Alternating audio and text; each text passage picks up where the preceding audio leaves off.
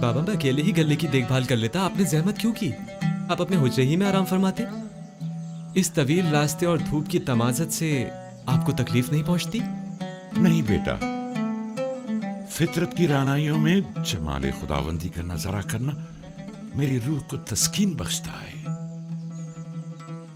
बाबा आज आप काफी खुश नजर आ रहे हैं। हाँ मेरे बेटे, मालूम नहीं क्यों मेरा ख्याल है शायद आज यूसुफ भी बहुत खुश है।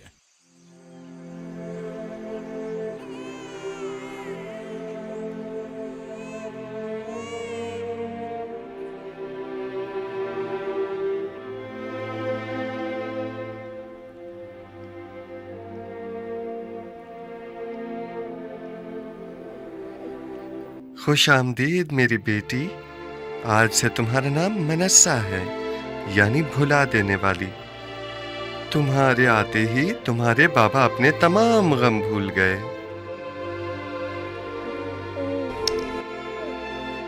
मनस्सा की आमद की खुशी में तमाम गुरबा और फुकराए मेन्फिस में खाना तकसीम करवाएं।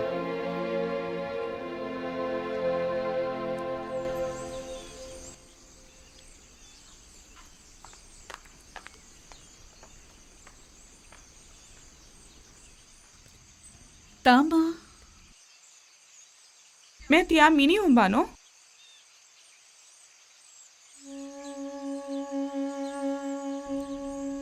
जाने क्यों सही दिखाई नहीं दे रहा, सब कुछ धुंधला नजर आ रहा है।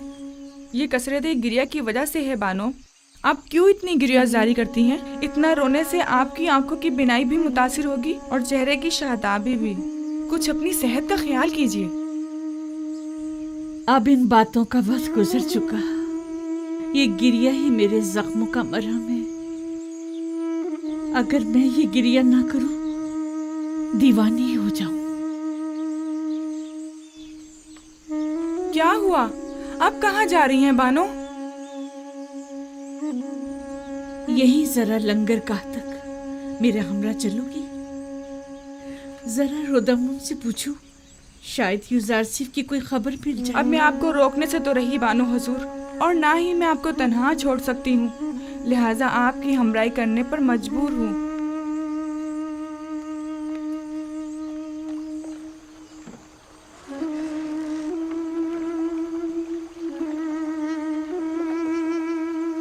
दुरूद बर बानो जुलेखा। क्या तुम्हें रोदामुन का कुछ पता है कि वो कहाँ मिलेगा? शामात, वो जनाबे होरम हूब के हमरा हेतिहा की जारहाना कार्रवाइयों को रोकने गए हैं। पता है कब तक वापस लौटेंगे? नहीं, मालूम नहीं बानो।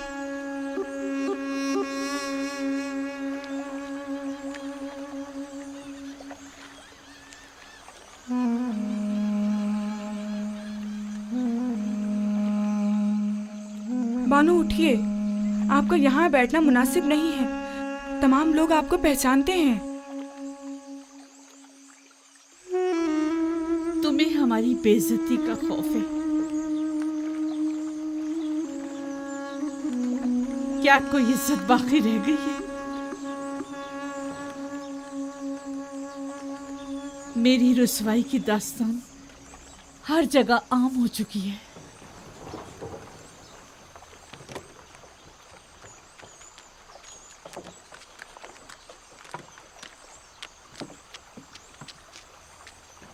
जुलेखा युजारसिफ के इश्क में बिल्कुल ही दीवानी हो चुकी हैं। अगर हम उन्हें युजारसिफ की कोई खबर दें तो मेरा ख्याल है कि वो हमें एक बड़ा इनाम जरूर देंगी। हाँ, फिर तो हमें अपनी आंखें खुली रखनी होंगी ताकि युजारसिफ की आमद से हम दोनों बेखबर ना रह जाएं। हाँ,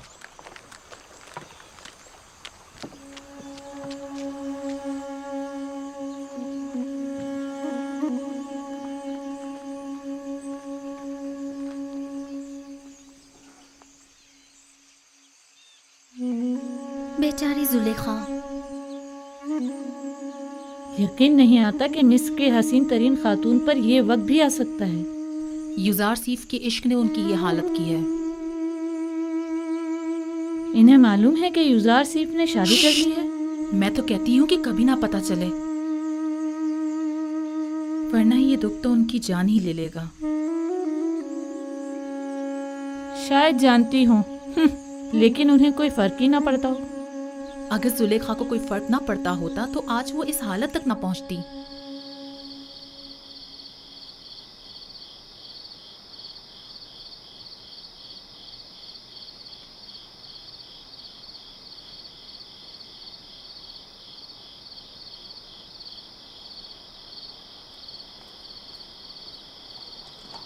अपनी अपनी जगह संभाल लो, आमादा हो जाओ।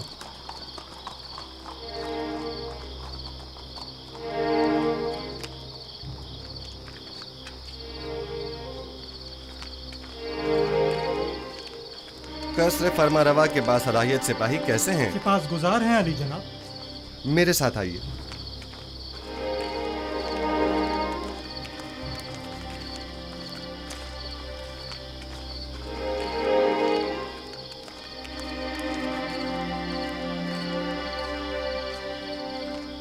खैरियत अजीज मिस्र जनाब यूसुफ अचानक इस वक्त कैसे तशरीफ लाए हैं? अभी मालूम हो जाता है। बेनारूस और कसर के खानसामा को मेरे पास भेजो। बेनारूस और खानसामा को खबर करो। इत्ताद। तमाम मशाले रोशन कर दें। सिपाही जल्दी करो, तमाम मशाले रोशन कर दो। अगर इजाजत मरहमत फरमाए तो जनाब फरमारवा को बेदार किया जाए। रहने दें, इसकी जरूरत नहीं, अभी वो खुद ही बेदार होने वाले हैं। उन्होंने बताया नहीं कि मुझे क्यों बुलाया है? नहीं, बस फरमाया कि जल्दी करें। दुरूद बर अजीज मिस्र जनाब यूसुफ। आप पर भी खुदावंद का दरूद हो। कितनी बार समझाया है कि मेरे सामने ताजीमन मत झुका करें। गालिबन जब तक कोड़े नहीं पड़ेंगे आपकी ये आदत जाएगी नहीं। इताअत आली जनाब, आइंदा ऐसी गलती नहीं होगी। जनाब फरमारवा के लिए तमाम मशरूबात का फौरी इंतजाम करें। इतनी रात गए? हाँ, अगले चंद ही लम्हों में जनाब फरमारवा को भूख लगेगी और वो खाना तलब करेंगे। लेकिन अब तक तो ऐसा नहीं हुआ। आप मुतमईन हैं कि जनाब शक मत करो। जब जनाब यूसुफ फरमा रहे हैं कि फरमारवा को भूख लगेगी तो लगेगी। जल्दी कीजिए, ज्यादा वक्त नहीं रहा। मुशीरों और दीगर साकनी ने कसर को भी खबर कर दें। मैं चाहता हूं कि सब मौजूद हों। मेरे पास खालिश शहद और खुरमे की शीरे से तैयार करदा शरबत मौजूद है। रात का कुछ खाना बाकी है, अगर कुछ ताज़ा मेवे इजाफा कर दूं तो काफी होगा। हाँ, काफी होगा। फरमारवा इतनी रात गए, इससे ज्यादा तनावुल भी नहीं फरमाएंगे। ये आवाज सुनी? फरमारवा ने बुलाया है। ये कैसी बेमौका भूख है। पहले तो कभी ऐसी भूख नहीं लगी। अचानक इतनी भूख कैसे लग गई? कहीं आपकी तबीयत तो नासाज नहीं हो गई? अगर आप कहे तो सेनोहा को बुलाऊं? नहीं, इसकी जरूरत नहीं। मैं जानता हूँ कि ये दर्द और ये कमजोरी सिर्फ भूख के बायस है।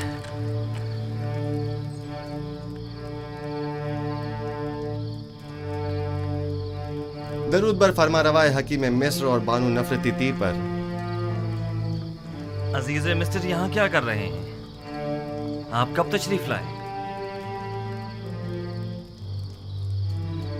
जनाब फरमारवा को भूख नहीं लगी? इतनी शदीद के बस भूख से मरने की देर है। लेकिन आपको कैसे मालूम हुआ? आज रात मिस्र को दरपेश 7 साल कहत की शुरुआत है और उसकी अलामत जनाब फरमारवा को यूं अचानक बेवक्त भूख लगना है। आपको कैसे मालूम हुआ? आप तो मिनफीस के दौरे पर गए हुए थे। आपने इतना तवील रास्ता इतनी जल्दी कैसे तय कर लिया? ये सब बाद में अर्ज करूंगा। जनाब फरमारवा ग़िज़ा तनावल नहीं फरमाएंगे? गोया कोई चीज आपसे पोशीदा नहीं है। आपने तो हर चीज का पहले ही एहतमाम कर लिया।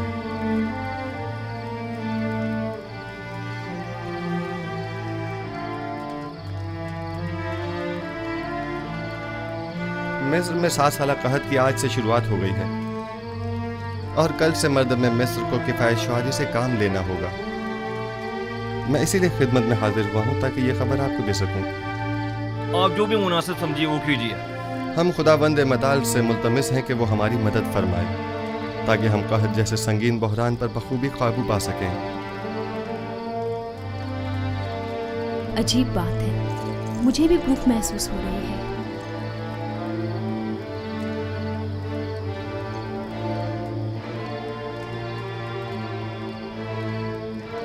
ताज्जुब है जनाबी युज़ारशीफ, मुझे भी शदीद भूख लग रही है। जिस तरह हम सबको भूख महसूस हो रही है, क्या तमाम अहले मिस्र को भी?